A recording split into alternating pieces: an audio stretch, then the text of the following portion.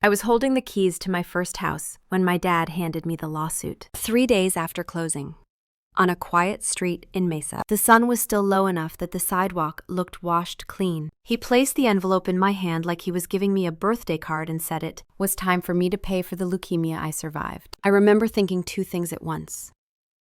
First, I never had leukemia. Second, he looked almost proud of himself. My mom stood beside him with that soft smile she used whenever she wanted to be seen as gentle. Behind them, their attorney waited like this was a perfectly normal Tuesday afternoon. And here's the strange part. My hands did not shake, not even a little.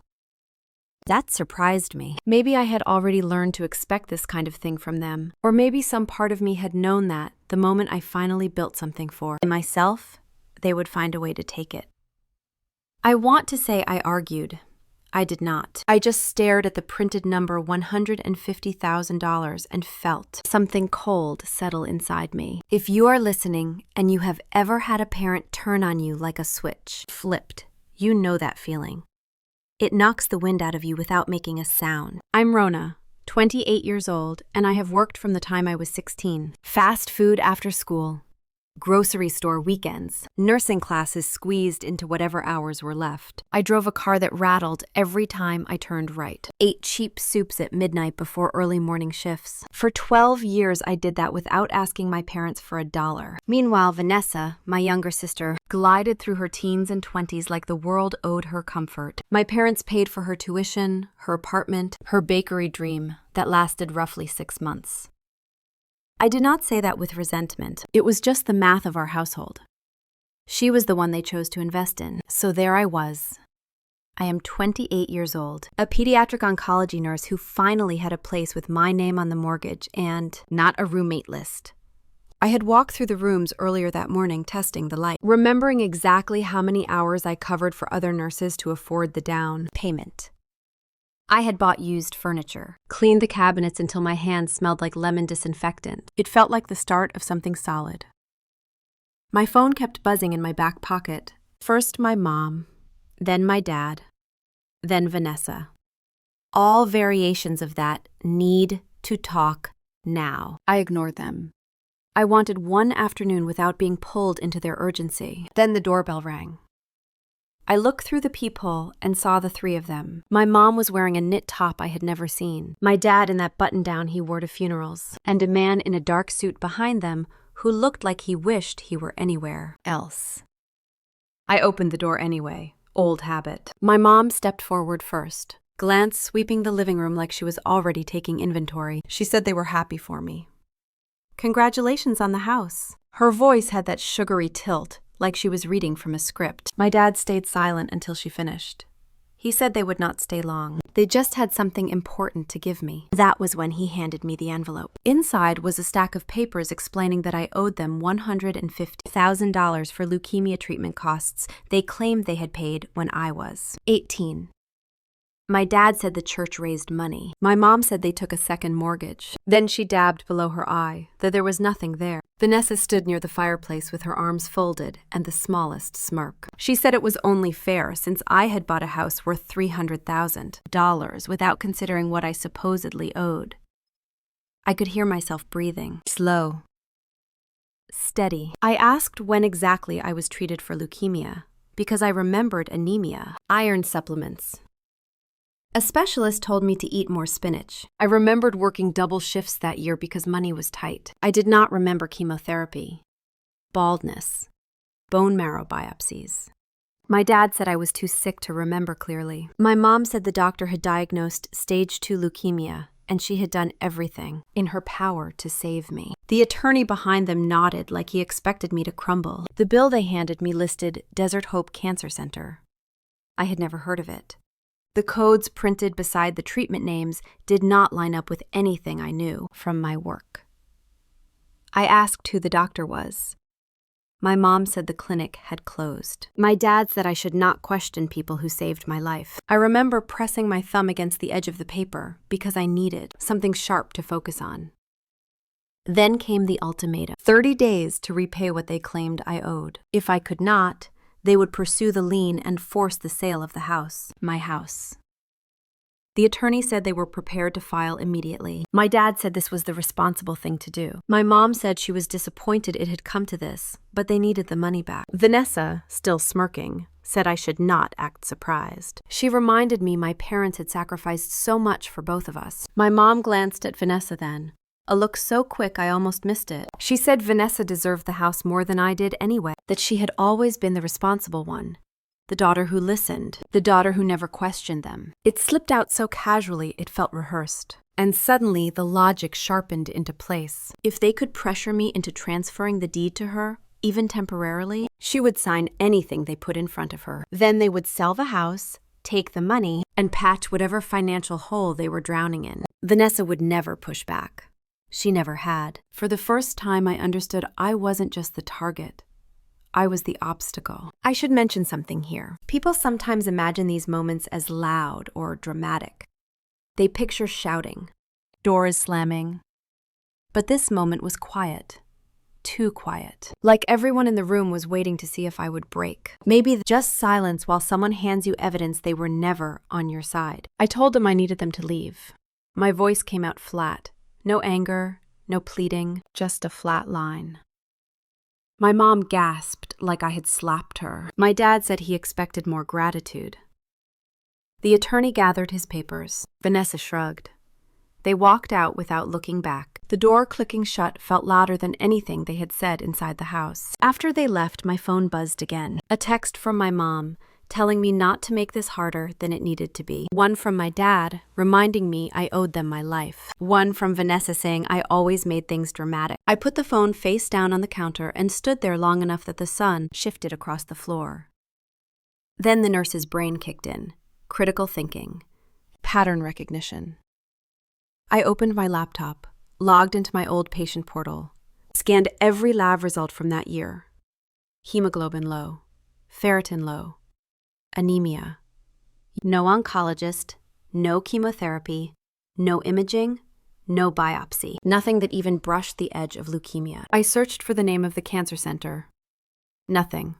Not in Arizona, not anywhere. I typed it 3 different ways. Still nothing. It was absurd.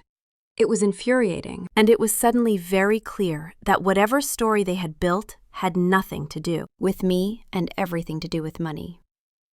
My phone buzzed again. A text from Sandra asking how the house was coming along. I almost ignored it. Then I typed back that something had happened and I needed help. She called within seconds. I picked, not even knowing where to start. I told her enough that she went silent for a full 5 seconds, which is long for Sandra.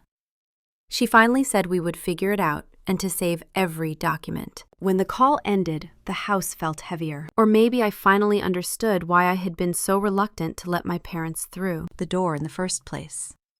I walked from room to room, trying to steady myself. The living room still smelled like the paint I had applied the weekend before. The bedroom windows were open, and I could hear a lawnmower somewhere down the street. Life outside went on as if my family had not just tried to rewrite my medical history for profit. That cold feeling was still there, though, settled under my ribs. Not fear, something sharper. Determination. Anger without heat. I knew that if they were willing to invent a disease for me, they had probably done worse. Or would. I sat on the floor with the bills spread out beside me. Each line item is more ridiculous than the last. Chemotherapy agents I administered every day at the hospital listed as if they had been pumped into my veins. Radiation codes that belonged to breast cancer protocols. Dates when I had been working 12-hour shifts noted as treatment days. Not one detail matched reality. I folded the papers back into the envelope and stared at the front door. The space where my dad had stood barely an hour earlier. The space where he had told me I should be grateful they saved my life. Maybe this is strange to admit, but at that moment, I did not feel devastated. I felt awake, like the ground had shifted just enough to show me where the cracks had always been. I reached for my phone again and reopened the portal. Then insurance records. Then old tax returns. Anything that might show a trail. I made a list in my head. Dates, names, codes. It was muscle memory from work. You diagnose patterns by tracing what does not fit. By the time the sun dipped below the houses across the street, I knew 2 things for certain. First, The bills were fake. Amateur fake, but dangerous enough to fool people who did not know what to look for. Second, if my parents had gone this far, there were probably bigger lies underneath. I stood up, grabbed my keys, and locked the door. Not because I feared they would come back that night, but because the house finally felt like something they were not going to take from me. Not this time. Then I did the simplest thing. I got in my car and drove toward the hospital. Not to work. To pull my full medical file from records in person. If they were going to tell the world I owed them a debt for surviving a cancer I never had, I was going to start with proof. Real proof. And once I had that, I would decide what came next. I did not know then how deep the lies went, or how many people had been pulled into them. I just knew that the house I had waited 12 years to afford had become the line in the sand. By the time I parked, the sky had turned the color of copper. I sat there with the engine ticking as it cooled and thought of Sandra's voice, telling me to save everything. I would. Every file, every message, every breadcrumb. I would save all of it, because something told me this was not just a family argument. This was the beginning of something much larger, and I was going to follow it, wherever it led. I walked into the hospital records office and asked for a full printout of everything in my chart.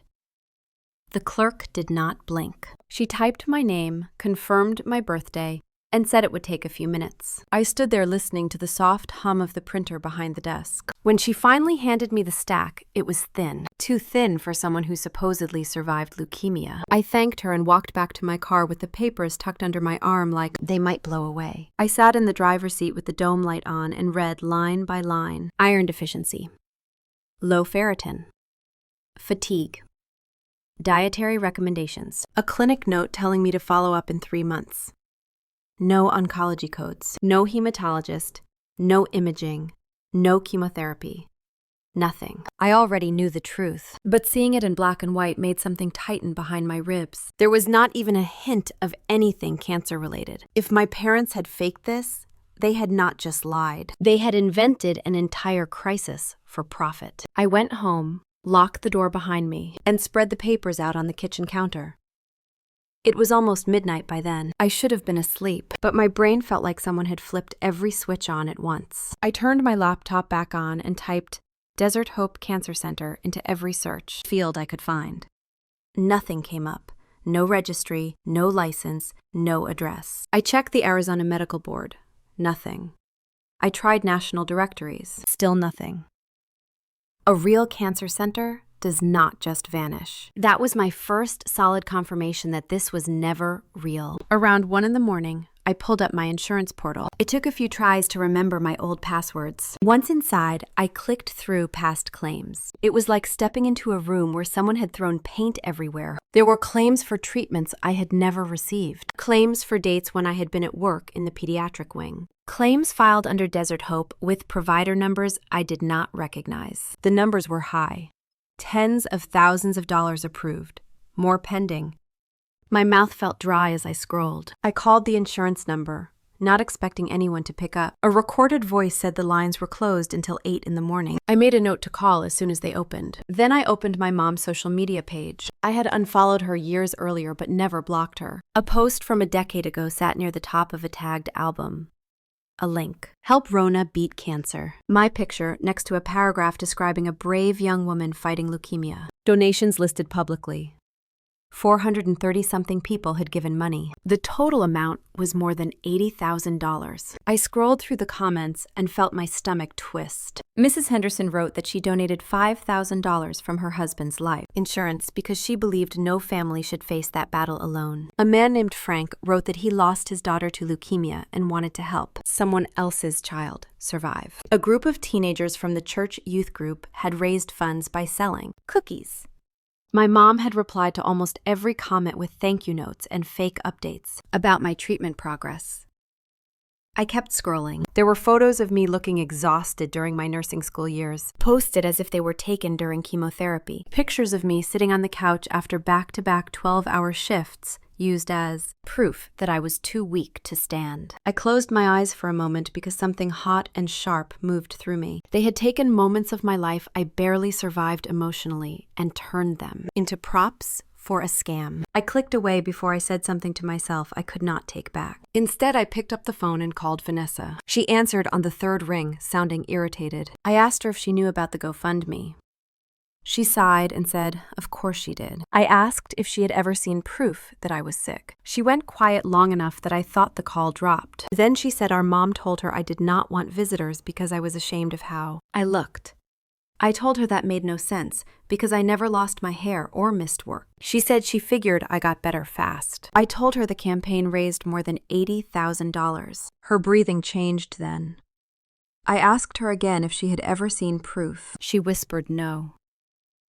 I asked her a different question. Did she receive money from mom and dad around that time? Another silence. Then she said yes. $60,000 for her student loans, $30,000 for the bakery, $90,000 total. I asked if she ever wondered where that money came from. She said she did not want to think about it back then. That was the first honest thing she said all night. I ended the call before I said something cruel. I sat at the table until the sun started to lighten the windows. Then I forced myself to sleep for a few hours. When I woke, I called the hospital and told them I needed to take a sick day. It was the first one I had taken in more than 3 years. The charge nurse sounded surprised, but told me to rest. I said I would try. At 8 sharp, I called my insurance company. A man named Marcus answered. He asked me to verify my identity. Then he asked why I was calling. I told him I needed clarification on several claims tied to a facility called Desert Hope. I heard him type. Then he went quiet. Not long, but long enough for me to know something was very wrong. He said the facility did not exist in their network. I asked how claims could be paid to a non-existent provider. He said that was exactly what he intended to find out. He asked me to hold. When he came back, his voice had changed. He said there were more than 50 claims filed under my name over several years. Some were denied. Many were approved. All were tied to the same fake provider number. He told me gently that this was not a clerical error. This was federal-level insurance fraud. He asked if I felt safe where I was. That question made something cold run along my spine. I told him I was fine. He asked me for permission to escalate the case to their investigative unit and to federal authorities. I said yes. Then he asked if I had filed any of these claims myself. I almost laughed. I said no. He apologized for what I was going through. I hung up and stared at the wall for a long moment because I realized my parents had used my identity in ways I had not even discovered yet. I reached for my laptop again. The GoFundMe page was still open. I scrolled down until I saw donation amounts and names. So many people, so many stories. I clicked on a comment from a woman who said she had lost her sister to cancer and wanted to support me in my fight. Another from a man who worked 2 jobs and still sent $20 because he believed every bit helped. There was one from a family who wrote that they were praying for me daily. I remembered their faces from church. Then I remembered how my mom stopped going to church a few years after that fundraiser.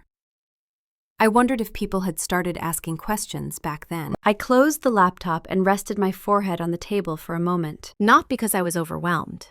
It was something else, something like grief mixed with anger.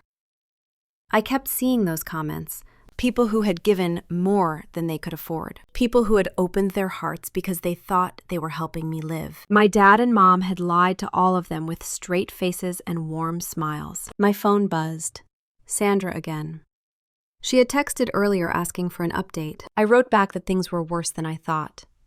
She called immediately. I told her about the fake claims, the non-existent clinic, the fundraiser, Vanessa's money. She did not interrupt. When I finished, she let out a long breath. She said this was no longer just a family mess.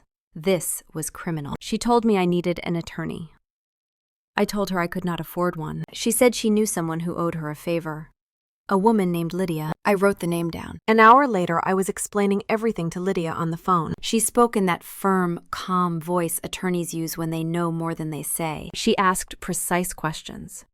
Dates, names, copies of bills. How my parents behaved when they delivered the lawsuit. When I finished, she said I needed to stop communicating with my parents immediately. She said the lawsuit looked like intimidation. The medical fraud alone was enough for federal charges. Combined with identity misuse and the fundraiser, This was a mountain. She said it was called extortion, when a family used fake medical debt to force someone to sell property. I had not thought of that before. Hearing the words spoken out loud made me sit up straighter. Lydia asked me to scan every document I had and upload them to a secure folder. She went, "Sent." I did it while she stayed on the line. She said she would contact investigators she knew, and that someone from a federal agency might reach out soon. She told me again not to talk to my parents, not even to tell them I was getting help. I agreed. After the call ended, I sat there with both hands on the table. The house around me felt different again, not just mine to protect, but the scene of a crime that had been unfolding for years without my knowledge. I looked at the envelope my dad had handed me. I picked it up and threw it in the trash. Then I took it back out. I remembered what Sandra said. Save everything. A new text pinged on my phone. The number was not saved. It said, "Only warning, stop digging." I stared at it long enough that my arm prickled. I did not respond. I forwarded it to Lydia and deleted it from my screen. I sat back in my chair and let the silence settle around me. I was not afraid in the way I expected to be. Fear has heat. This felt colder, cleaner. Like something inside me had snapped into place. Whatever my dad and mom thought they were protecting, whatever story they built, whatever threats they believed would stop me, they miscalculated. I closed the blinds, locked the doors, and turned off the lights. Then I walked to my bedroom and sat on the edge of the mattress. It struck me how tired I was. Not exhausted from work, not drained from caring for sick kids. This was a different kind of tired, the kind that comes from realizing the ground you stood on your entire life was poured concrete over quicksand. But underneath that tiredness was something else, determination, a sharpness I had never needed before. If they thought I would fold under pressure, they forgot who I became working 12-hour shifts in pediatric oncology. I do not break easily. I lay back and stared at the ceiling. I could already feel tomorrow pulling at me. I would go deeper. I would look at every record, every file, every breadcrumb, and I would find the truth, no matter how far it went. I woke up the next morning with the same thought that had followed me into sleep. Go deeper. Find everything. But before I could even sit up fully, my phone started ringing. A number I did not recognize. I let it buzz out. Then it rang again. Same number. Then another number. Then a third. No voicemails. No texts. Just repeated calls like someone tapping a finger against the inside of my skull. After the fourth round, I turned my phone off completely and sat at the edge of the bed, listening to the quiet return. For a long minute, I tried to convince myself it was a coincidence. Wrong numbers, telemarketers, anything but what I already knew. Fear did not hit first. Irritation did. The kind you get when someone keeps nudging you while you are trying to think. I went into the kitchen, made coffee, and watched the steam rise until I felt steady again. I had the day off, technically. A sick day that was not really sick. I could have stayed home, pulled up more files, dug into the insurance portal. Instead, I found myself grabbing my keys and heading out the door before I had fully decided where I was going. My feet knew before my head did.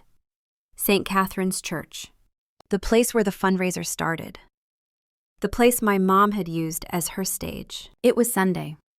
The street outside the church was lined with cars. I parked near the far end of the lot and sat there for a few seconds with the engine still running. My hands were on the wheel, but my mind was still back at my kitchen table with those comments from strangers who believed they were saving my life.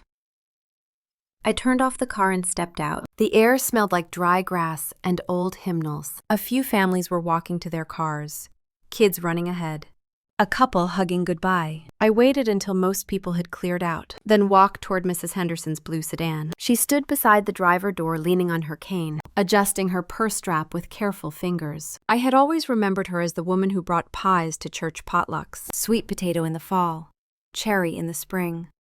Now she looked smaller somehow. I said her name softly so I would not startle her. She turned, squinting a little. Then her face opened in recognition. She said she had not seen me in ages. I said I knew. I told her I needed to talk to her about something important. She nodded and said she had a few minutes before her grandson picked her up. I asked if we could step to the side where it was quieter. She agreed without question. I told her I was not sick a decade ago, not with cancer. not with anything close. I told her the fundraiser was built on lies. I told her the picture my mom posted of me looking weak was taken after a 14-hour shift, not chemotherapy. As the words left my mouth, I watched her expression shift. First confusion, then disbelief. Then something that looked like a slow, heavy heartbreak. She reached for the car door to steady herself. Her knuckles were pale. She asked me to repeat it. I did.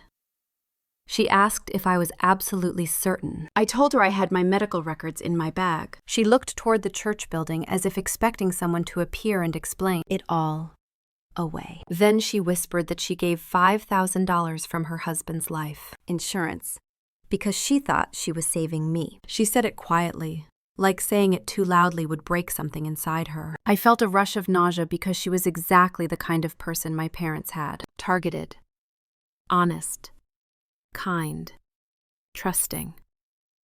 I told her I was sorry, not for what I had done, for what had been done in my name. She pressed her lips together, fighting tears, then turned toward a woman walking by and called her over. That woman called another, and another. Within a minute, I was surrounded by faces I had grown up seeing in pews, potlucks, and holiday gatherings. I repeated my story again and again and again. Each time it felt heavier, like passing the same burden from one pair of hands to another. They asked questions. Did I have proof? Was I sure? How could this be?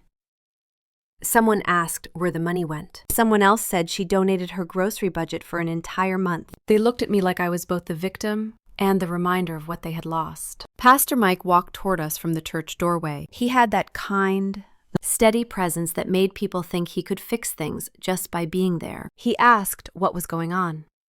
Mrs. Henderson told him. He looked at me with an expression I had never seen from him before, a mix of shock and sorrow and something like guilt. He said my mom and dad told him a very different story years earlier. They said I was private, that I did not want visitors. That treatment was taking a toll. I asked him if he remembered anything unusual. He said yes. He remembered that a few years after the fundraiser my parents stopped coming to church. Abruptly. People had started asking questions about my health updates because something did not add up. My mom had come to see him once after service, asking if he could talk to the congregation about giving us space. He had trusted her. Now he looked sick about it. Another voice spoke behind him, Frank. I had not seen him in years. He looked older, harder around the edges. He said my mom had sat at his kitchen table talking about how terrified she was to lose me. He said she knew his daughter Emily died from leukemia when she was 19. He said my mom asked him to pray for me while touching his arm, like she understood his grief. He said he gave $1,000 from the college fund he kept untouched after his daughter died. His voice trembled once, but he swallowed it down. Hearing him say Emily's name felt like someone had reached inside me and pulled something out. My mom had known exactly where to push, exactly which people would give the most. She had aimed straight for the deepest wounds in the room. More people gathered, some shaking their heads. Some whispered to each other. One woman said the fundraiser link had gone around the entire church community, that more than 400 people donated over time. Pastor Mike said quietly that he felt responsible. I told him he was not. He had been lied to like everyone else. His phone buzzed then. He glanced at it and frowned. He said he just received a message from someone trying to confirm whether I was mentally unstable. He said my parents had called him earlier that morning to warn him that I might spread false stories. They claimed I was confused, that I was inventing accusations, that I needed help. He looked up at me and said he wished he had known sooner. I reached for the back of my neck because it suddenly felt too warm outside. They were trying to discredit me before I even spoke up. They knew the cracks in their story were showing. They were preparing to frame me as the problem. People had begun forming little clusters around the parking lot. Some looked angry. Some looked hurt. A few seemed stunned into silence. It hit me then that the fundraiser had not just stolen money.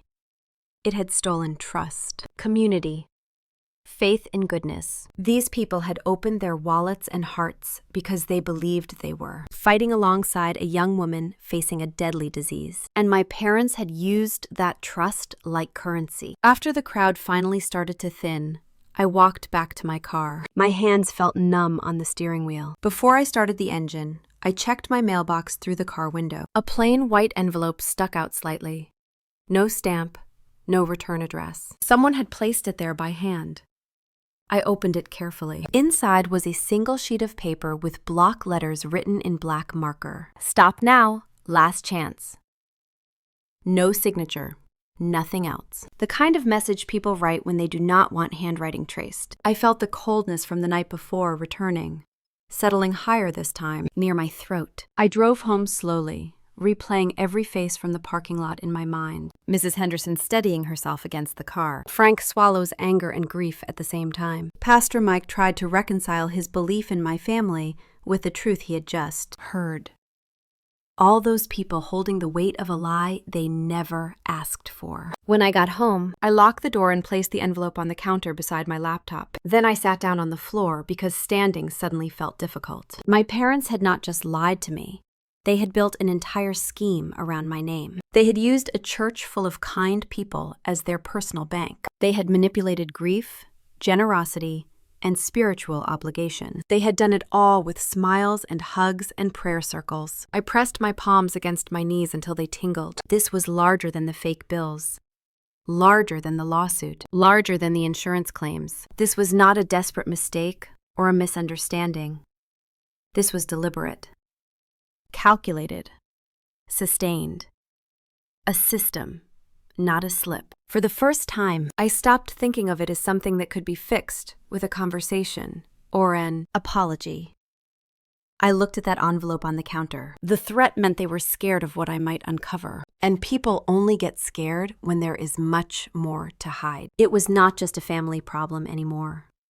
It was something else entirely. And whatever it was, I was already in the middle of it. I leaned back against the cabinet and let the quiet fill the room. My whole life, I had tried to keep peace, smooth things over, carry more than my share so no one else had to feel discomfort. I realized as I sat there that I did not feel compelled to do that anymore. Something had shifted. Something irreversible. And I knew the next step would pull me even deeper. But for the first time, I wanted that. I wanted the truth. All of it, even if it cracked open everything I thought I knew. The next morning I went back to work. I thought I was ready. I thought I could step into the pediatric oncology unit and leave everything swirling inside me at the door. I had done it before. Heartbreak, stress, grief, exhaustion. It all stayed outside the sliding glass while I moved room to room doing what needed to be done. But the universe has a way of testing your weakest point at the exact moment you need. I think you found your footing again.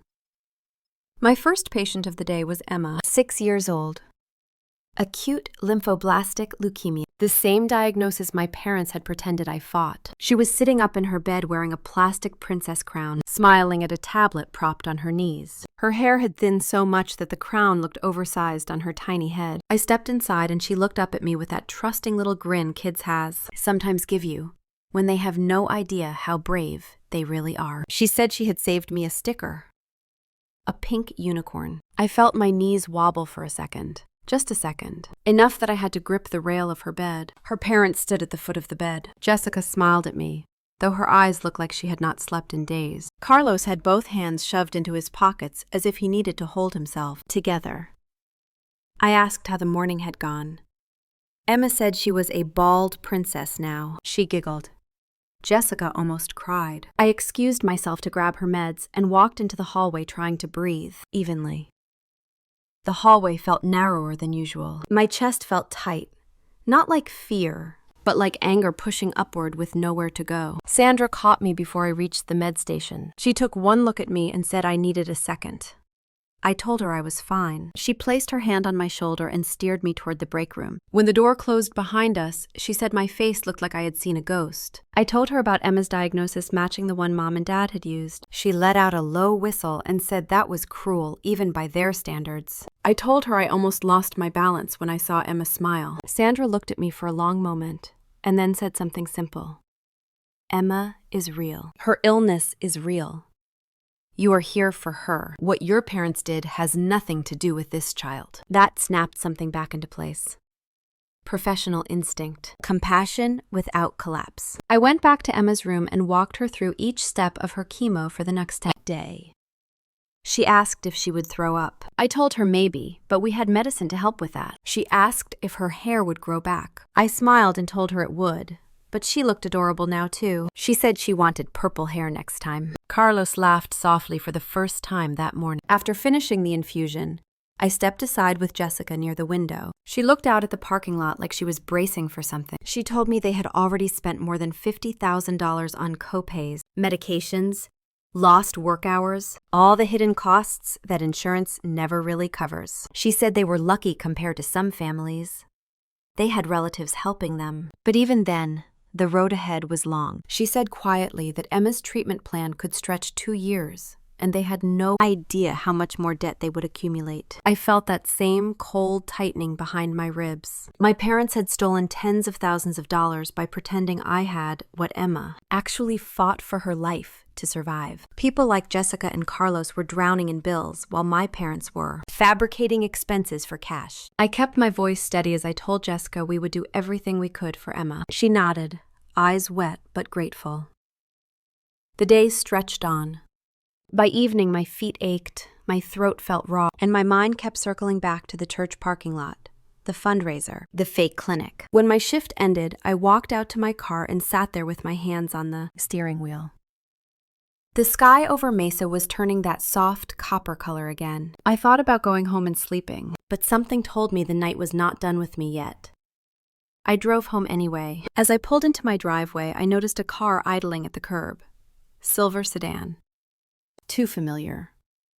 Vanessa stepped out before I even turned off the engine. She looked like she had been crying for hours.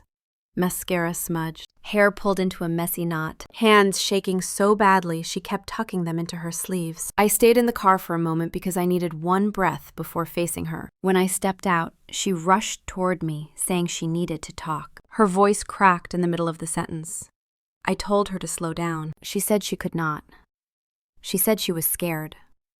Really scared. I unlocked the door and let her inside because whatever this was, it was not something she could scream out on my lawn. We sat at the kitchen table. She looked at the same envelope from my dad still sitting near the edge. She flinched. Then she reached into her purse and pulled out a larger envelope. Not the thin paper kind. A thick manila one stuffed full. She pushed it toward me with both hands like she was surrendering something that I had been burning her fingers. She said she found the documents in Dad's office a few days earlier, files he kept hidden behind an old toolbox. She said she copied everything before he noticed. I opened the envelope and my breath caught. Bank statements, wire transfers, casino receipts, stacks of losses. Thousands of dollars drained in a single night. Multiple nights. Patterns of deposits lining up exactly with the dates of those fake insurance claims. Then I saw the papers, with a bold header printed at the top. Desert Hope Cancer Center, LLC. Registered in Nevada. Officer names listed. My dad. My mom. And my sister. Vanessa Martinez, secretary. My chest tightened so suddenly, I felt dizzy. I asked her what she had gotten herself into.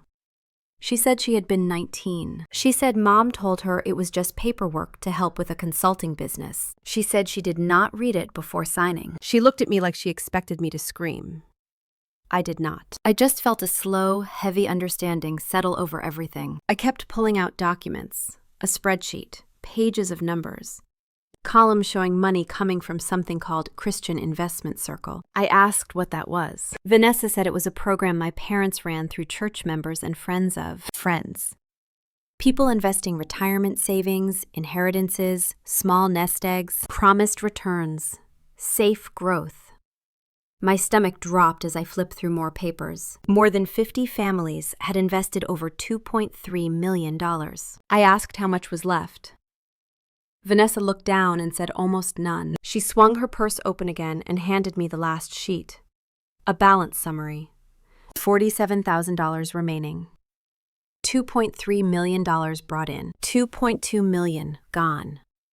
I asked where it went. She pointed toward the casino receipts. I sat back in my chair because standing suddenly seemed impossible. My parents had been running a Ponzi scheme. A full-scale one. Real families, real money, real losses. Not small mistakes, not desperate loans. A systematic operation. And when it started to unravel, when investors began asking for withdrawals they could not cover, they sued me hoping to force me to give them $150,000. Enough to buy them a little more time. Enough to quiet the loudest investors. Enough to keep the illusion alive a few months longer. I looked at Vanessa. She looked like a child again.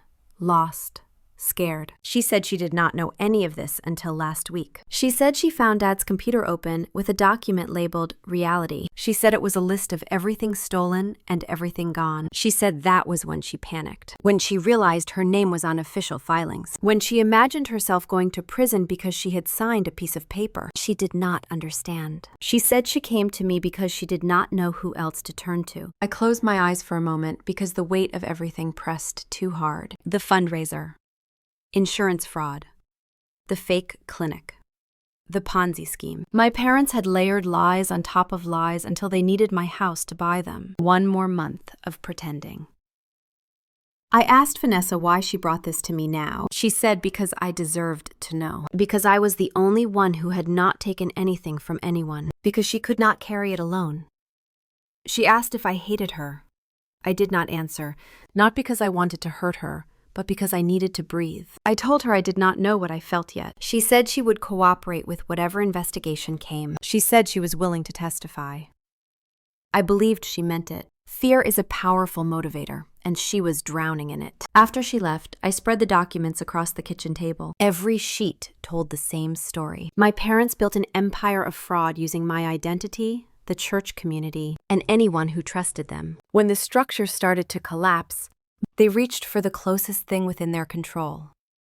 Me, the daughter who never cost them anything. The daughter who saved every dollar on her own. The daughter they assumed would bend. I sat there long after midnight. My hands are flat against the table. The house is silent, except for the soft hum of the refrigerator. The truth was larger than anything I could have imagined. Larger than my anger. Larger than the betrayal I once thought was the peak. I felt something new rising. Not a shock. Not grief. Certainty. This was not the end of anything. It was the beginning. And I finally understood the size of what I was fighting. And once that settled in, there was no going back. I spent the next few hours doing the only thing that made sense. I scanned every document Vanessa had brought me.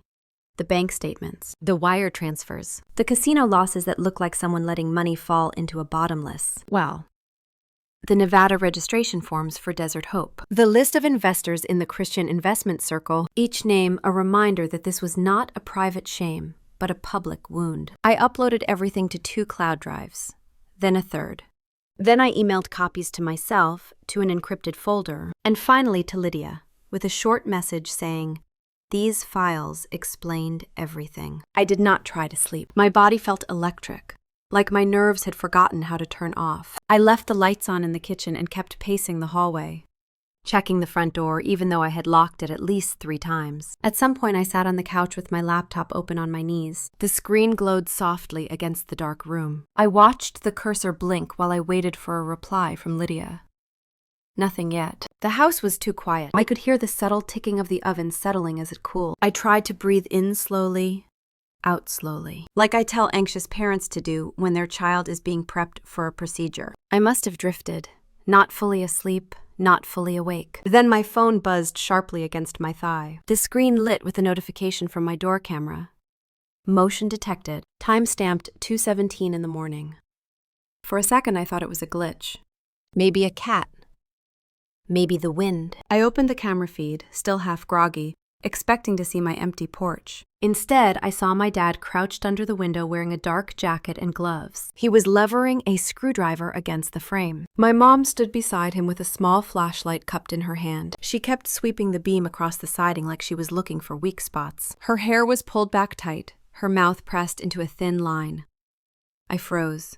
The air left my lungs so fast it hurt. Then everything inside me snapped into clarity. I grabbed my phone, ran to the back door, slipped out through the yard, and climbed over the fence into Sandra's property. My hands scraped against the wood, but I did not feel it until later. I pounded on her back door. She opened it within seconds, wearing pajama pants and holding a mug. Her eyes widened when she saw my face.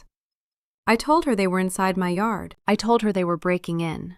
My voice came out low and flat. She pulled me inside and locked the door. I dialed 911. My hands did not shake. That surprised me. I gave the dispatcher my address. I said my parents had broken in. I said I had a live video. She told me to stay on the line. I held the phone to my ear while opening the camera feed again. The flashlight beam flickered in the corner of the screen. Then my dad pushed the window upward. It popped with a soft cracking sound. My mom whispered something to him and he swung his leg through the opening. 2:19 in the morning. They were in my house. I watched them pick through my belongings. My mom rifled through the basket near the entryway. My dad went straight to the office. He yanked open drawers and tossed papers aside. He pried at the filing cabinet hard enough that the whole thing shook. They were frantic. Desperate. They were looking for the documents I had already uploaded hours earlier. Papers that no longer existed in physical form. Evidence they must have realized could destroy them. The dispatcher asked if I was safe. I said yes. Sandra stayed beside me, gripping my arm, her breath shallow but steady. I kept watching the feed because I could not look away. My own house turned into a crime scene by the people who raised me. 2:21.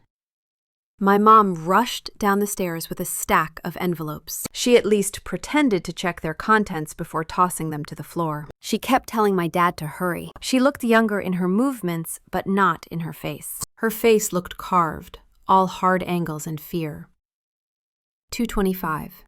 My dad stopped suddenly, looked around, and shook his head. They had not found anything. They had torn through half the house and still come up empty. Mom pointed to the back door like she was urging retreat.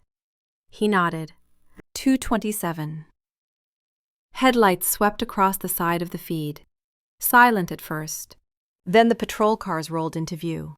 4 of them. They moved without sirens. A coordinated approach. Officers stepped out with flashlights drawn. My dad was halfway out the window when one of the officers shouted. He froze, then tried to run, but another officer closed in on him. He stumbled, face hitting the grass. My mom raised her hands, crying loudly enough for the camera mic to catch her voice. It was a wailing sound I had heard before whenever she wanted strangers to feel sympathy.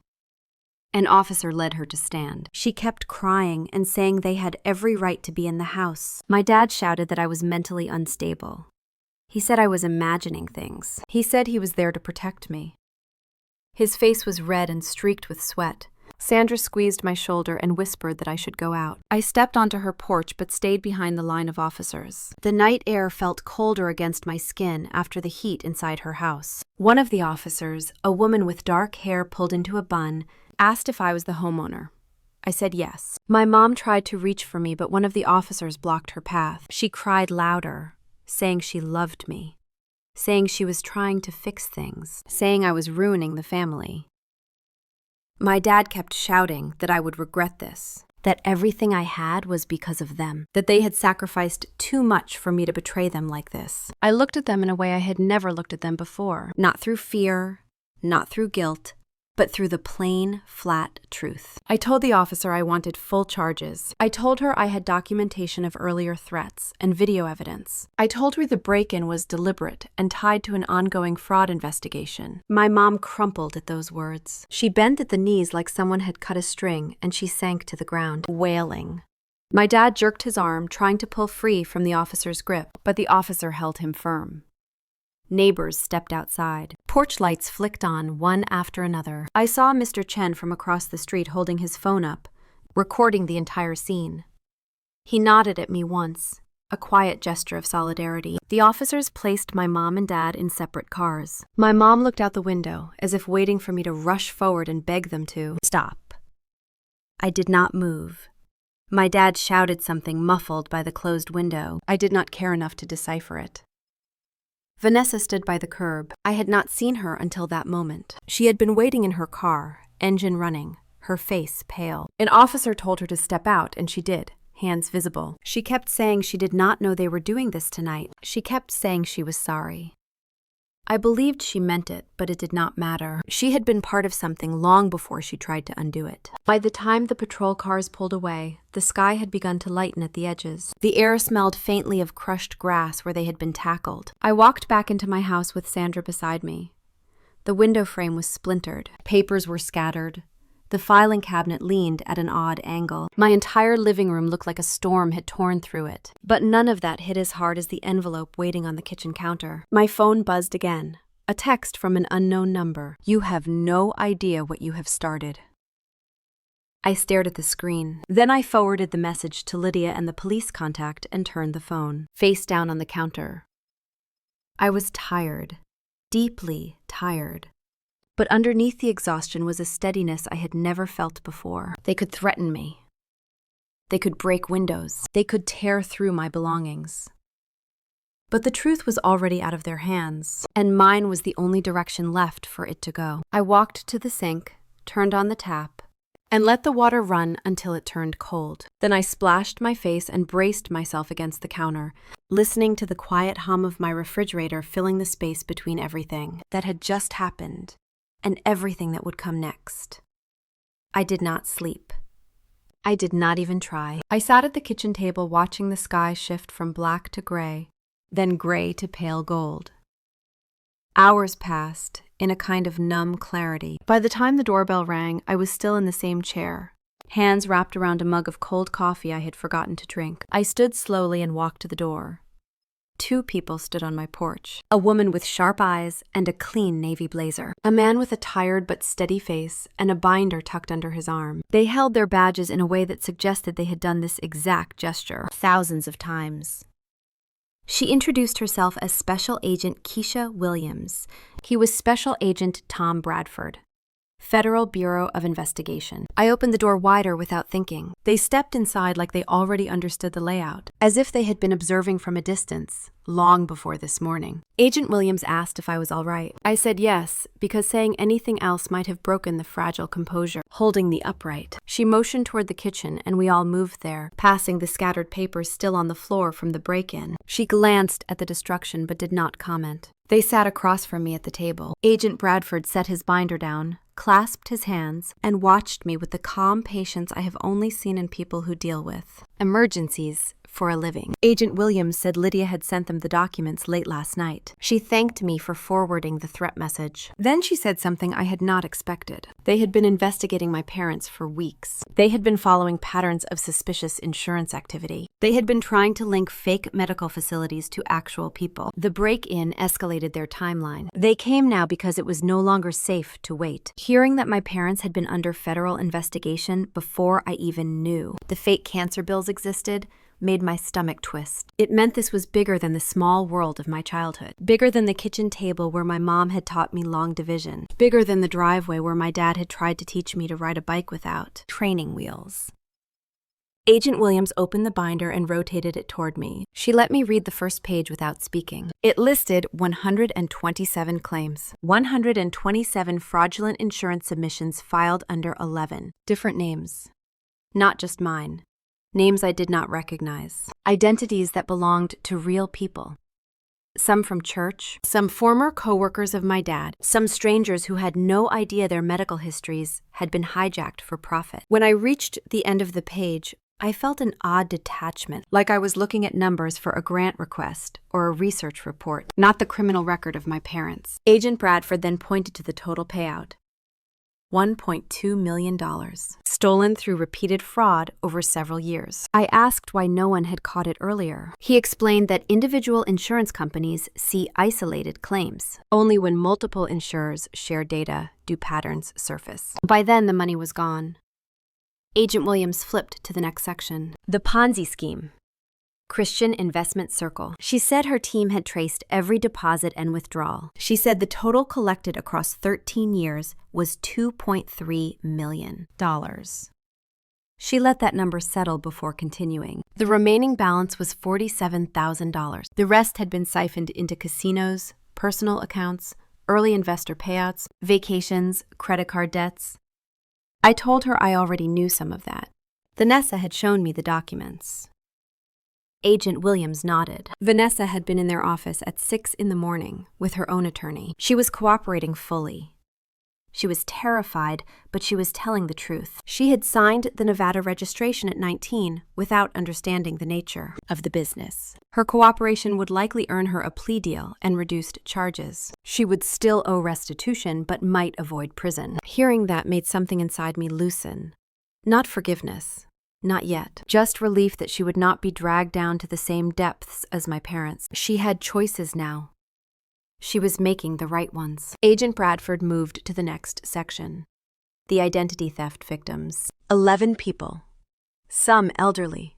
Some work multiple jobs. Some with complicated medical histories that became even more tangled once false. Claims appeared under their insurance profiles. One woman had been denied life insurance because her file reflected a non-existent diagnosis. Another had been audited by the IRS due to fraudulent payouts she had never received. These were not faceless names. They were people whose lives had been bent in ways that would take years to untangle. He looked at me and asked if I understood the scope of what might happen next. My testimony would become central. My documents, my timeline, my willingness to testify at trial. I would be called as a witness in federal court, not just once. Possibly multiple times. I felt something shift inside me when he said that. A quiet solidness, like the ground under my feet finally stopped shaking. I nodded. Agent Williams said my mom was not a victim in any of this. She had filed the claims. She had handled the books. She had written the narratives on the GoFundMe page. She had been the central architect. My dad had the addiction, but she had the methodology. Hearing that felt like someone pushing a truth I already knew but had refused to articulate. I asked if my parents would face prison. Agent Williams said yes. Federal sentences, significant ones. I asked how long. She said that depended on the court, but it could be decades depending on the counts and the judge's assessment of harm. She paused and did something I did not expect. She softened her voice. She said cases like mine were emotionally complex because the victims were also family members. She told me that defense attorneys would likely attack my credibility. They would paint me as unstable, vengeful, emotionally compromised. They would try to make the jury doubt me. She said I needed to prepare for that. She said it with the calmness of someone who had seen victims buckle under pressure before. I told her I understood. I also told her I was not afraid of the truth. She held my gaze for a long moment before nodding. Lydia arrived 30 minutes later. She sat beside me and skimmed the binder quickly, her expression tightening around the eyes the further she read. She asked the agents what they needed from me immediately. They asked for full cooperation and any other documents I had not forwarded. I told them everything was already in their hands. Then they asked if I would testify before a grand jury when the time came. Lydia looked at me. I said yes. The agents left after 2 hours. They took photographs of the damage from the break-in and collected the threatening note from the envelope. They said they would be in touch soon. When the door closed behind them, the house seemed impossibly quiet again. Lydia exhaled, long and slow. She said I had done the right thing preserving the documents. She said most people panic or destroy things without thinking. She asked how I was holding up. I told her I felt oddly clear, like everything blurry had suddenly snapped into focus. She warned me that once this went to trial, the defense would become more aggressive. They would hire private investigators. They would pull my employment history. They would find old teachers, former roommates, anyone who could give them a shred of material to twist into doubt. They would try to make me break down on the stand. I told her they could try. She placed her hand on mine for a moment.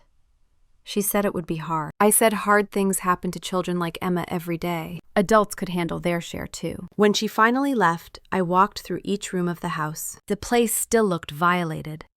A drawer half open, papers scattered like leaves after a storm. The broken window was covered by a temporary board, but none of it shook me the way it had the night before. It all felt strangely small compared to what I knew now. Fraud, identity theft, federal crimes. Real victims, real numbers, real suffering. My parents had carved a trail through dozens of lives. Not just mine, not just a handful, dozens. I sat on the edge of the couch and allowed myself to feel tired. bone-deep tired. But beneath that was the firmness I had not felt before. I would testify. I would stand in whatever courtroom they put me in. I would say exactly what happened. I would let the truth be plain and unembellished. Maybe this was bigger than me, but I was part of it now, and there was no path forward except through. I closed my eyes for a moment, listening to the faint hum of the refrigerator again, that same steady noise in a house still picking up its broken pieces. Then I opened them and knew the next chapter of this story would not be written by my parents. It would be written by me. And this time, I would not look away. I would not look away. That certainty stayed with me in the days that followed, steadying me in a way I had not expected. When the call finally came from the federal courthouse, asking me to appear before the grand jury, I did not hesitate. I wrote the date on a yellow sticky note and placed it on my refrigerator as if it were any other appointment.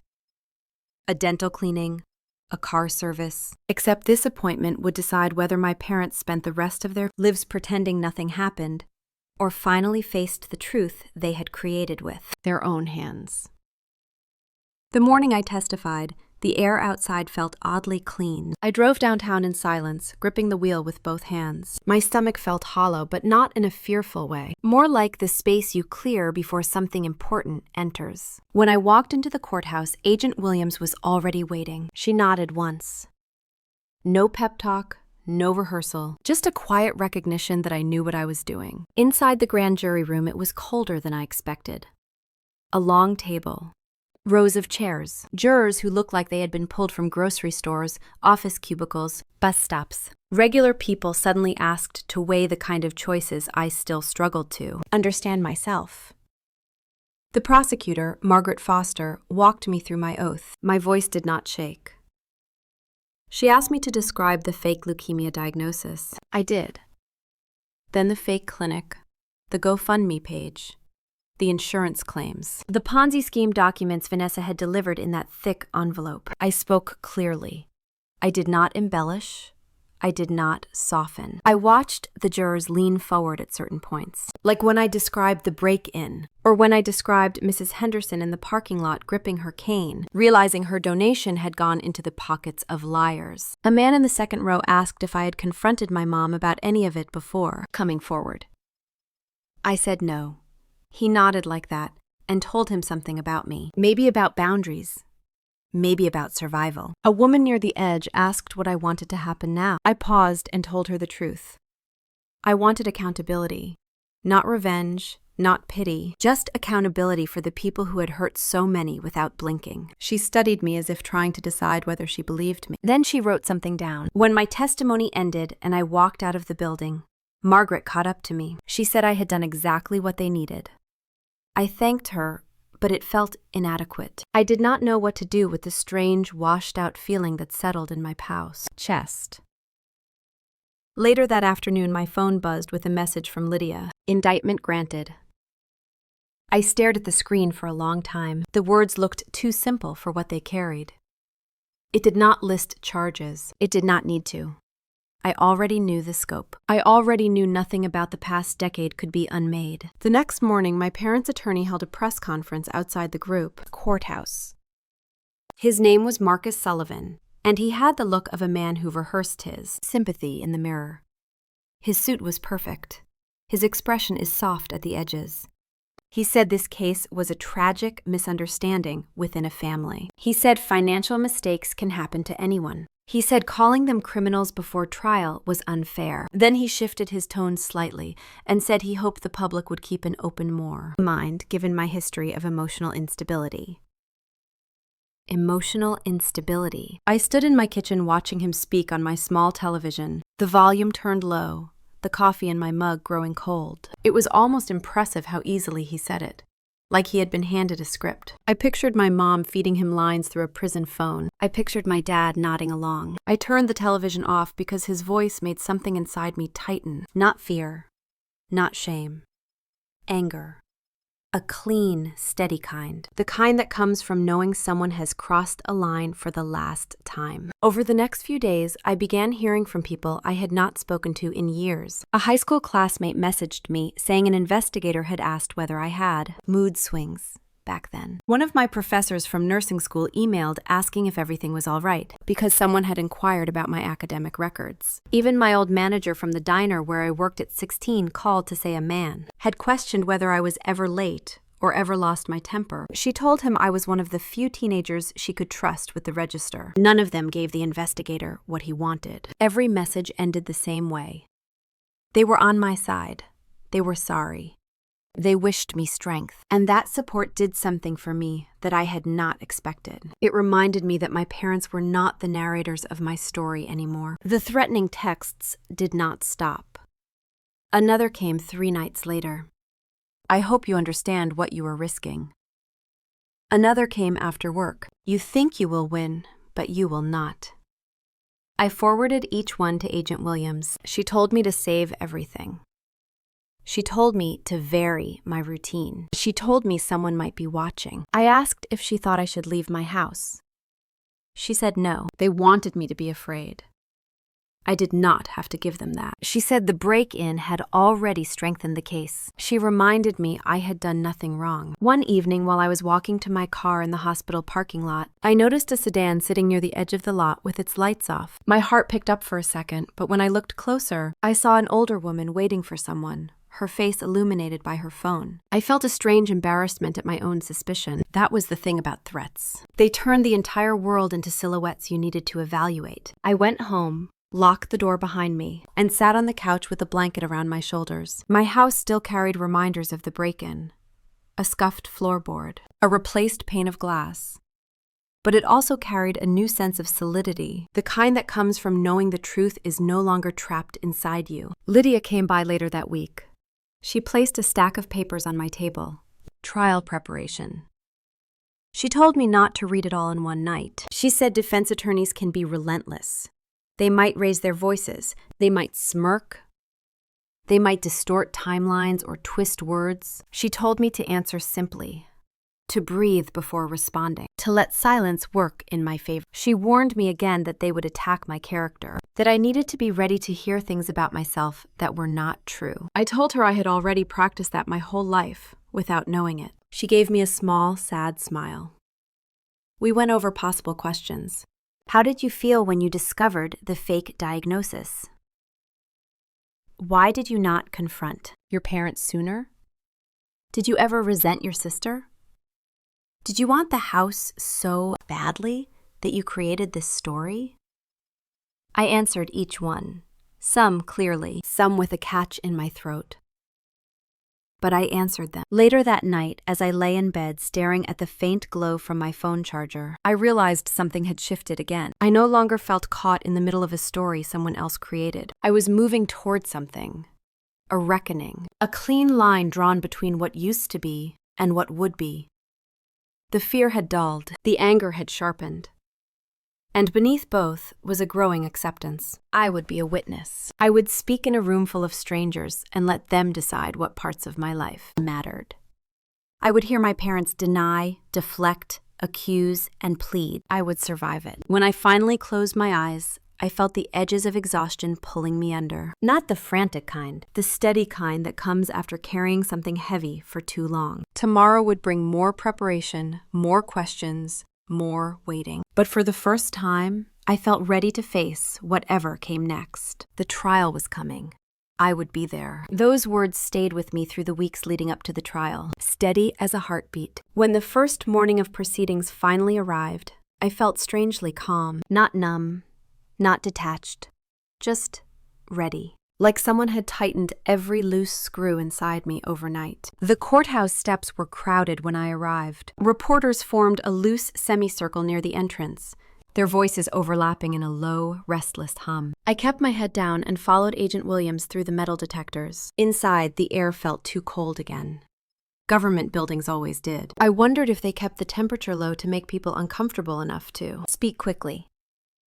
Jury selection moved faster than I thought it would. 100 faces rotated in and out of the room. Some said they could not judge a case involving a daughter testifying against her parents.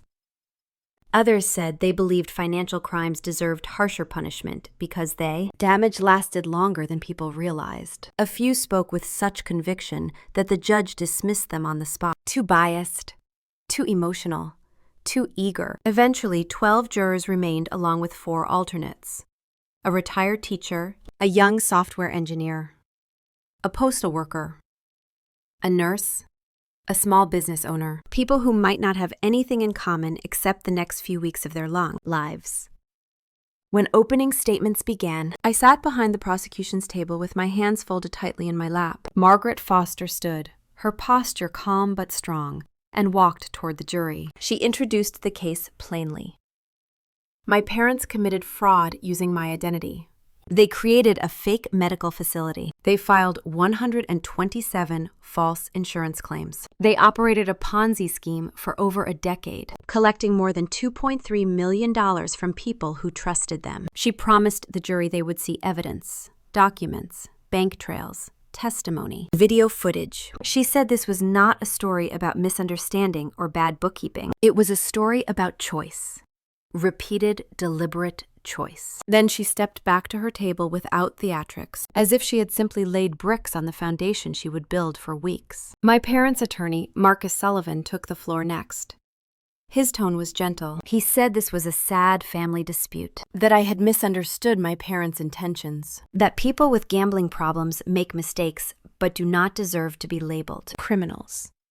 He said the jury should consider my emotional state. He suggested I had a history of instability. His voice dipped slightly in a faux sympathetic way. He said he hoped the jury would not punish a family for falling apart. The jurors' expressions were mixed. Some are skeptical, some blank. One woman narrowed her eyes in a way that made me think she had raised teenagers, and recognized manipulation when she saw it. When opening statements ended, the prosecution called its first witness, the insurance investigator, Marcus Webb. He looked as calm in person as he had sounded on the phone the night everything began unraveling. He explained how claims are flagged, how identical diagnostic codes submitted through multiple insurers raised suspicion. He talked about following the paper trail to Desert Hope Cancer Center. He said the facility did not exist.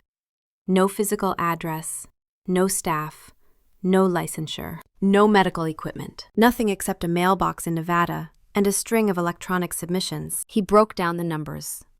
127 claims, 11 stolen identities, $1.2 million paid out. He spoke with the kind of precise detail that made the courtroom lean in. Marcus Sullivan cross-examined him briefly, trying to suggest clerical errors or misunderstanding of billing codes. Webb stayed steady.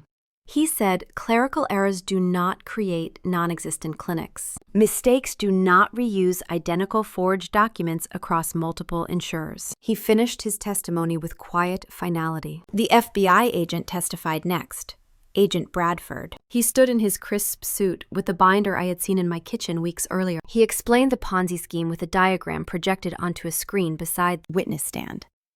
He said early investors were paid with money from later investors. He said the fund had no actual portfolio. The total deposits exceeded $2.3 million. The remaining balance was $47,000. He said the majority of the money went to casinos, vacations, personal expenses, and payouts to keep the illusion alive. The courtroom reacted with a ripple of whispers when he named the number of victims.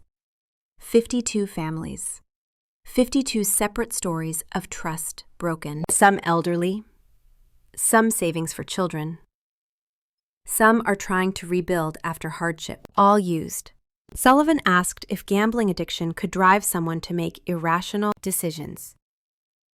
Bradford agreed addiction affected judgment, but said it did not create shell companies, falsify records, forge signatures, or maintain a 13-year pattern of deception. The jury watched that exchange carefully. Logic is hard to argue with, and Bradford offered nothing but logic. Then came the moment Margaret had prepared the courtroom for. She played the video footage from the night of the break-in. My own breath caught even though I had watched it before. The jurors leaned forward. The room grew so quiet I could hear the hum of the projector. The timestamp glowed on the screen. 2:17 in the morning. My dad hunched beneath the window. My mom is holding the flashlight. The sounds of the window being forced open, the frantic way they tore through drawers. My mom whispered urgently. My dad yanked at the filing cabinet, their panic when they realized nothing was there.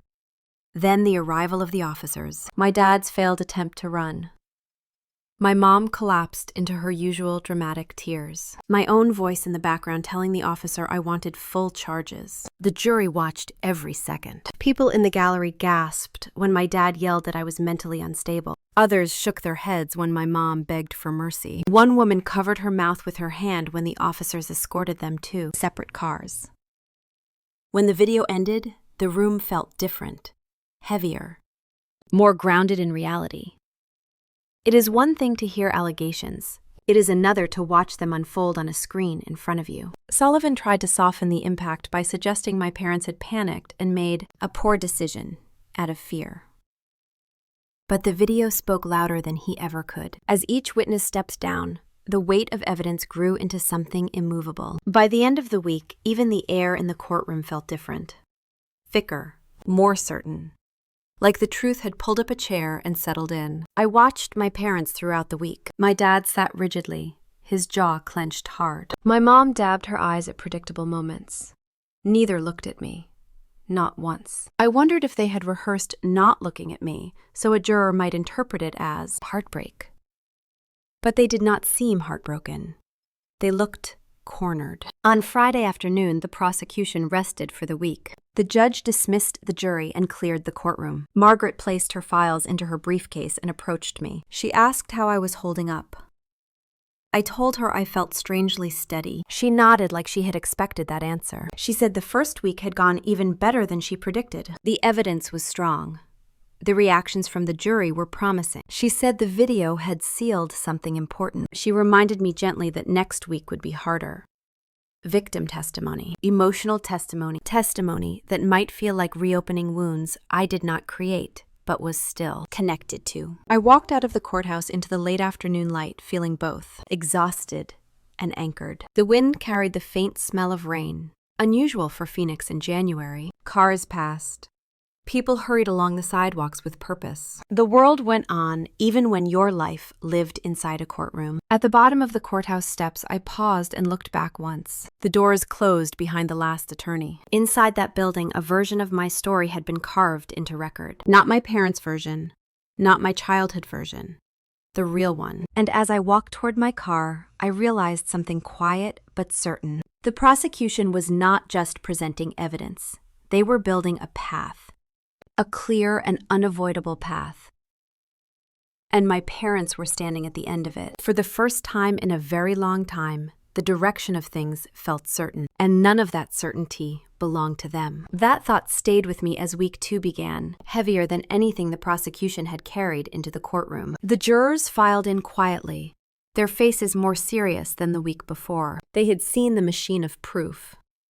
Now they were about to see the people inside it, the ones who had lived with the consequences long before the FBI ever opened a file. The first witness of the week was Mrs. Henderson. She walked slowly toward the stand, her cane tapping lightly against the floor. Her silver hair was pulled back neatly. Her purse hung over her arm like a familiar comfort. She looked smaller in the witness chair than she had in the church parking lot.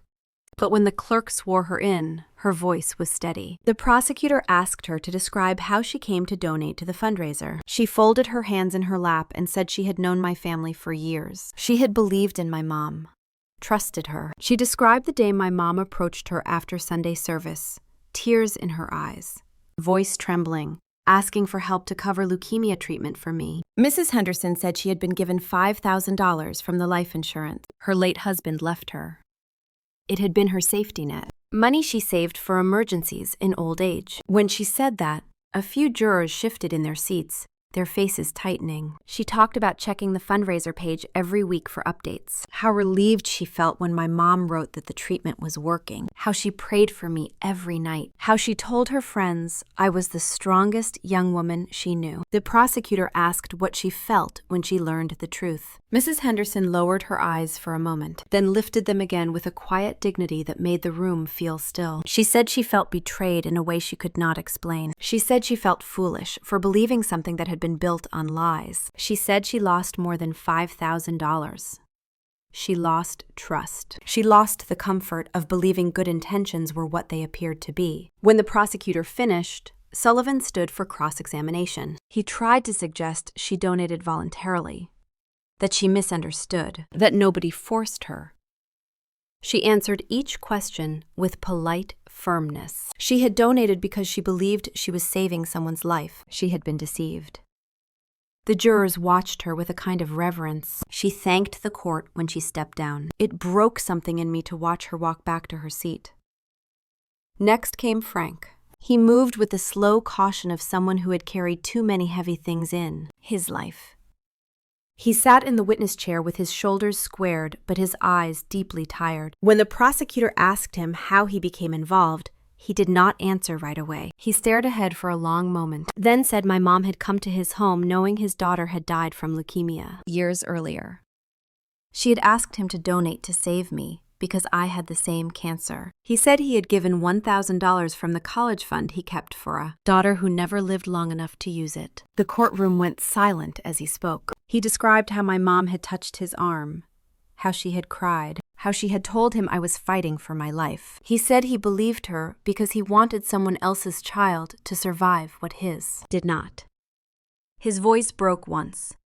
He paused, swallowed hard, then kept going. When he finished, Sullivan did not challenge him for long. There was no angle to soften what had been done to him. Some wounds sit too deep to manipulate. After Frank stepped down, the prosecution called a representative from the Ponzi scheme victims, a middle-aged woman named Linda. She wore a simple blouse and held a tissue in her hand before she even sat down. She said she and her husband had invested their entire retirement fund, more than $100,000, with my dad because they trusted him. She said he had shown them fake statements, encouraged them to reinvest, assured them their future was secure. When the prosecutor asked her what happened after the FBI contacted her, she said she had learned the fund was almost empty, that her retirement was gone, that she had gone back to work 2 months after expecting to retire. She said she blamed herself for believing him. She said she could not forgive that the trust she handed him had been used to feed a gambling addiction. A murmur moved through the gallery when she said that. The judge called for silence.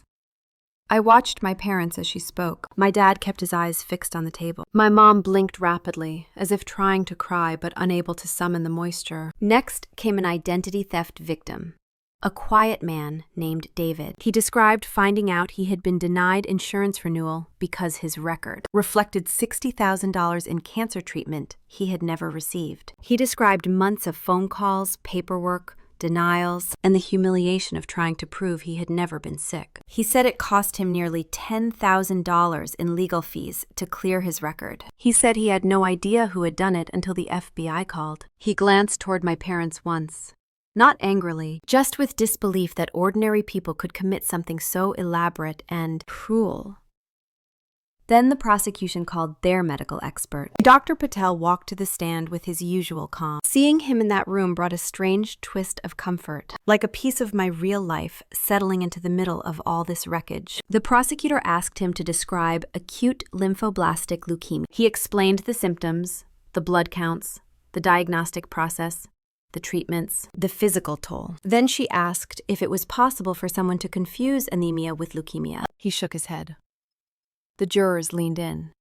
He explained that leukemia does not hide. It does not get mistaken for fatigue. It is not something a person could have without knowing. He said the claims filed under my name reflected procedures that could not be fabricated by accident.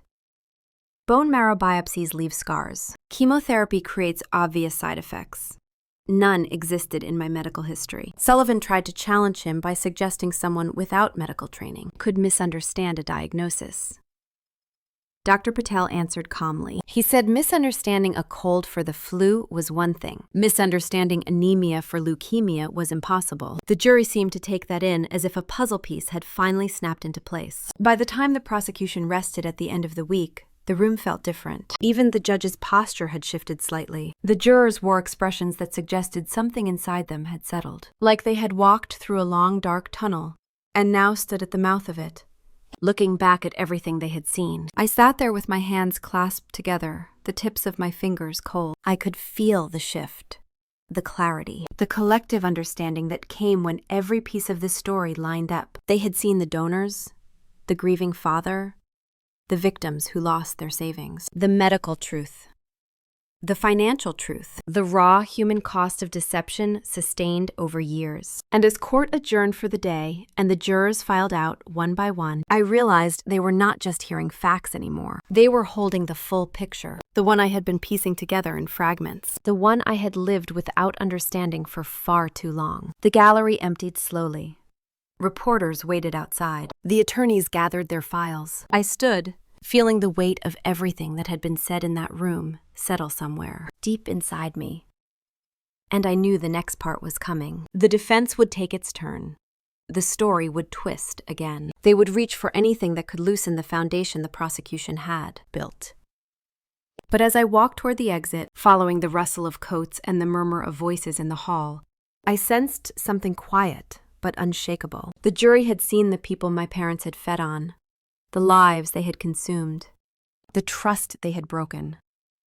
The picture was complete now, and nothing the defense did next could erase what had already settled in jurors' minds. I held that thought close as week 3 began, the last stretch of a story that had taken nearly my entire adult life to understand. Closing arguments felt strangely calm compared to everything that had come before. Margaret stood first. She spoke to the jury with the same steady tone she had used since day one. She reminded them of the fake cancer, the fake clinic, the stolen identities, the 52 families whose savings evaporated, the break-in at 2:17 in the morning. She said my parents had not made mistakes. They had made choices. Choices repeated for more than a decade. Choices carved through lives like a blade. Then she stepped back. Sullivan rose with a gentle sigh, like a man resigned to telling a sad story. He talked about family heartbreak, regret, bad decisions driven by addiction. He said I had misunderstood my parents, that I had misinterpreted their love. He said the jury should show mercy because families are fragile things and judgment can destroy what little remains. Judging by the jurors' expressions, mercy was not the word sitting in anyone's mind. When the judge released them to deliberate, the courtroom emptied slowly. I stepped into the hallway, feeling a strange hollowness. There is no manual for what to do while 12 strangers decide the fate of people who raised you. You just breathe and sit and wait, and try not to count the minutes. They deliberated for hours. 8 hours spread across 2 days, long enough for every possibility to thread itself through my mind. What if they believed Sullivan? What if my parents walked out of the courthouse and drove past my house with the same casual entitlement they had used to break into it that night? What if the truth was not enough? On the afternoon of the second day, the bailiff appeared in the waiting room and said the jury had reached a verdict. Walking back into the courtroom felt like stepping into a dream I had lived too many times already. My legs were heavy. My heartbeat was slow, but loud in my ears. The jurors filed in. None of them looked at me.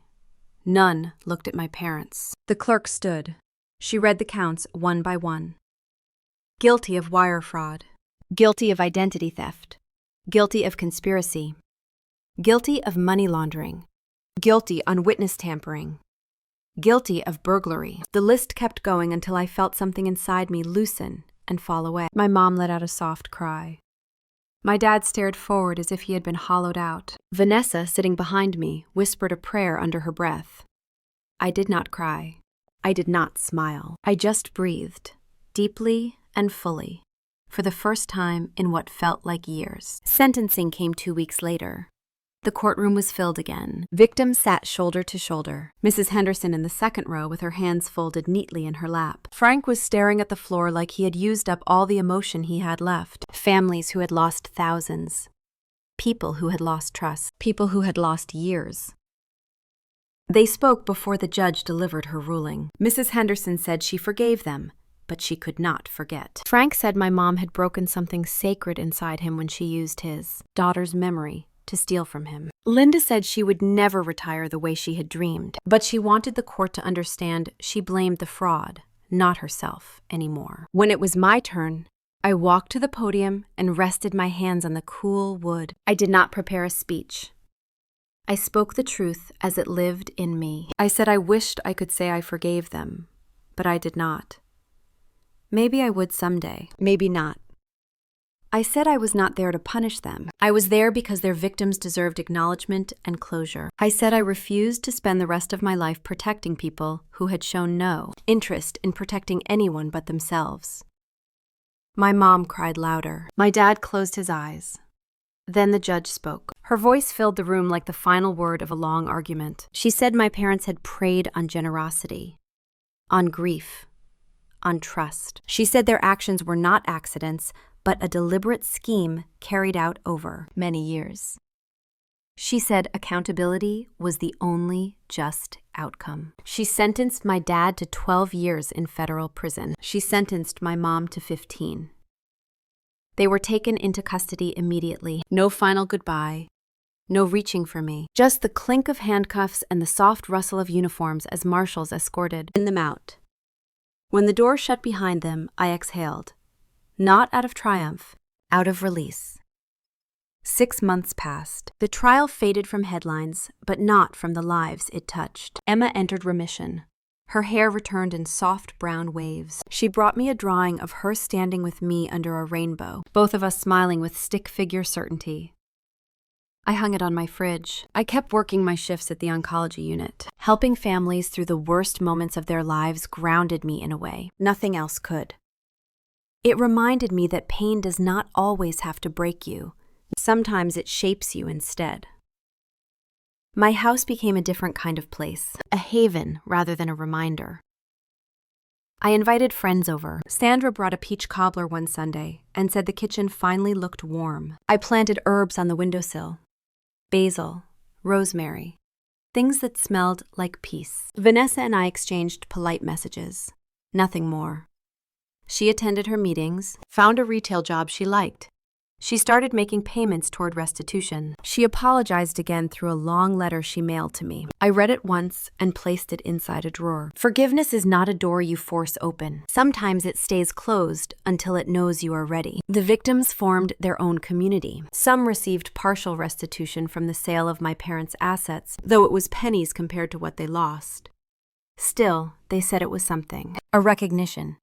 A closing of a wound. I built my own kind of family during those months. A chosen one. People who showed up without expecting anything in return. People who held my truth without reshaping it. People who knew that loyalty without accountability is not love, but imprisonment. As winter approached, I decided to host a holiday dinner. Nothing big, just warmth, in a house that had spent too many years holding its breath. Sandra arrived first with a bottle of sparkling cider. Then my coworkers, then Emma and her family, then Mrs. Henderson, wearing a soft blue sweater and carrying a container of ginger cookies. The house filled with cooking smells and soft laughter. A music I had forgotten I missed. We ate at the long table I had spent 3 days refinishing. The wood gleamed under the glow of the string lights I draped along the windows. At one point I stepped aside and looked around. Emma showing her purple headband to a nurse. Mrs. Henderson smiling at a joke. Sandra whispered across the table. Carlos holding his son on his lap. No one is arguing. No tension vibrating under the surface. Just peace. The simple kind. The rare kind. My dad and mom were hundreds of miles away in federal facilities, and yet I felt no emptiness. No guilt for celebrating. No ache for what could have been. Instead, I felt something like truth settling into my bones. Some families are built by blood. Some by choice. Mine finally made sense. When the night wound down and guests bundled into their coats, Emma ran back to hug me tightly.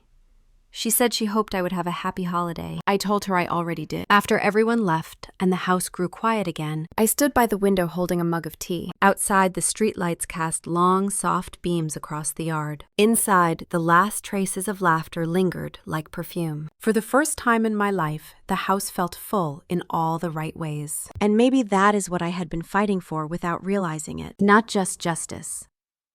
Not just accountability, but the chance to create a life that was mine, without apology. If you have ever been told you were too much or not enough for your own family, remember this. Silence can be power, and truth can be the loudest revenge. Tell me in the comments what integrity means to you, and where you are listening from.